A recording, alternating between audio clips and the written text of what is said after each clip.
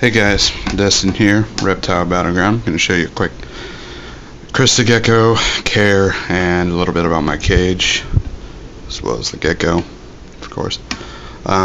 First off, Crested Geckos need about a 10 to 20 gallon long tank, tall tank. You don't want a 10 to 20 long, because they are arboreal, so they're always going to be trying to climb, as you can see.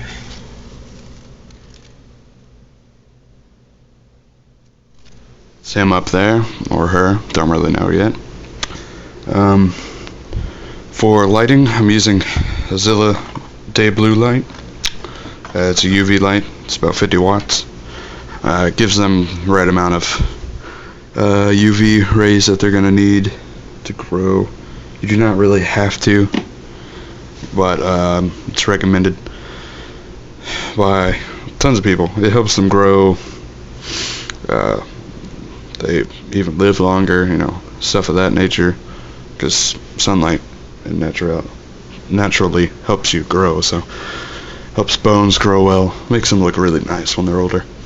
You're going to want lots of stuff for them to climb on if you're going to give them a cage, which you kind of have to. Stuff as simple as this vines, or stuff like this, sticks you can get at pet stores, or you can go out and find them, but then you have to boil them and make sure they're germ free from the outside world. For food, I feed mine Pashy superfood Crested Gecko diet. Sorry for the bad quality, still working on getting that camera. You're going to want to dust their crickets with a Reptivite. It's from Zoom Ed. You can find that anywhere. Also what I do is I also feed them Fluker's Crested Gecko diet, just because you're not always going to want to eat the Repashy Crested Gecko food. So I give them a variety of stuff, and I just put that in a bowl like so with his mealworms. It's a hanging bowl, so they like to climb, so it's an easy way for him to access food without having to go to the ground. His Crested Gecko diet is back in that corner, that large bowl. And you're going to want to give him a freshwater source, which is in this tree trunk right here. Where they have something to drink besides just spraying their cage down, which you need to do about 3 times a day. They're going to spend a lot of time in the air, so that's the main reason you want a large tank that is pretty tall. I have seen mine on the ground, probably just looking for food and all that kind of good stuff. The humidity, I don't know if I already said this, you want to keep it between 60 and 80, since they're tropical. They need about that amount of humidity to help them grow well and feel natural in their environment. Sorry, really screwing up my speech today. Temperature is room temperature. Temperature is about 75 degrees.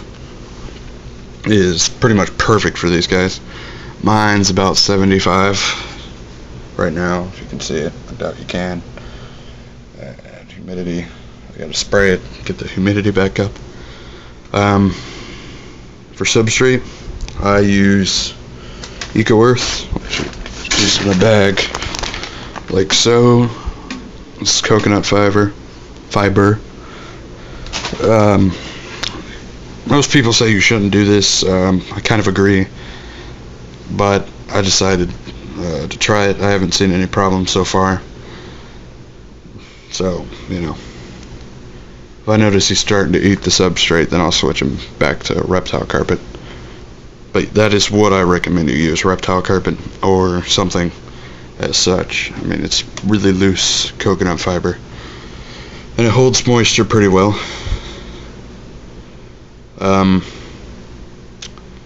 For feeding them, I already told you that. Crickets, you want to feed them maybe twice a week. The rest of the time they're going to be eating their Crested Gecko food and Crested Gecko diet.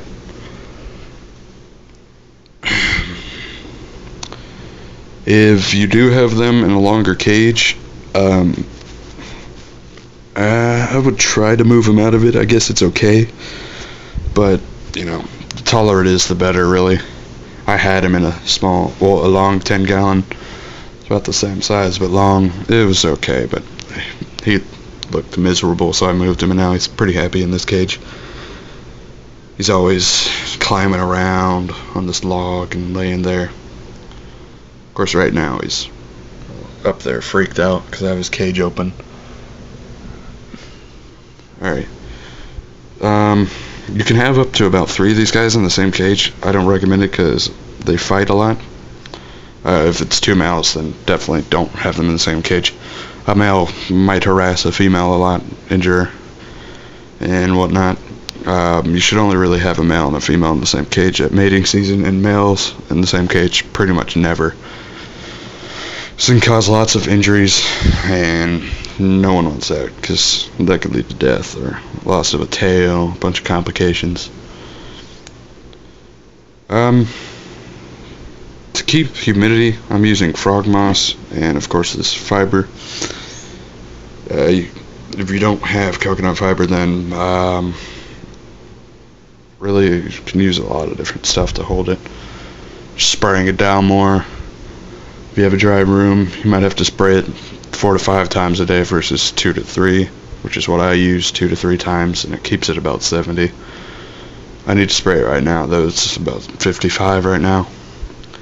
For the background, you don't really have to have one, but it really makes the cage look a lot better, and I've noticed he loves climbing on it, so it's another thing. This is about $10 at Petco or PetSmart, and you can find those at pet stores all over the place. It's a nice handy little thing. With a cage like this, you could hook up a waterfall inside. That'll help with humidity. I'm thinking about doing that because of the humidity problems with me always having to spray it down. The only problem with that, I'd have to redo the substrate, add a filter layer and all that kind of stuff. But it's worth it, I guess, so that I don't have to spray it as much and it's easier on the animal. It gets less stressed. If they are too stressed out, they can lose their tails, and you really don't want that to happen. So try not to handle them too much when they're little, but enough to where they get used to you. These guys live like 5 to 10 years, so it's a pretty decent long-term pet compared to my bearded dragons, which last up to like 20 years. These guys they're okay. They're a pretty interesting animal. They don't do much during the day. I mean, they do every now and then because they're nocturnal, so you're going to see a lot of action at night. I really just keep this light on for a lot of the time. When I go to sleep, just turn it off, and that's pretty much when he does all his stuff, is running around, eating, drinking, jumping, all that kind of stuff. Let me see if I can get you guys a better view without scaring the crap out of them. That is my Crested Gecko. You can't really see the colors. He's kind of a dark brown and gold, kind of, gold, kind of yellow. Where'd he go? He just kind of disappeared behind there.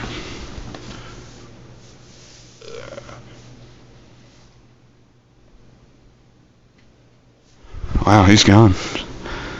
He's hiding up in the bushes. They'll do that a lot, especially when they're not used to you. Just because, you know, I've only had him for a few days, so he still thinks of me as a predator instead of a owner or a friend. So that I'm working on that, handling him, whatnot. Yeah, that's about it. Rate, comment, subscribe. Peace.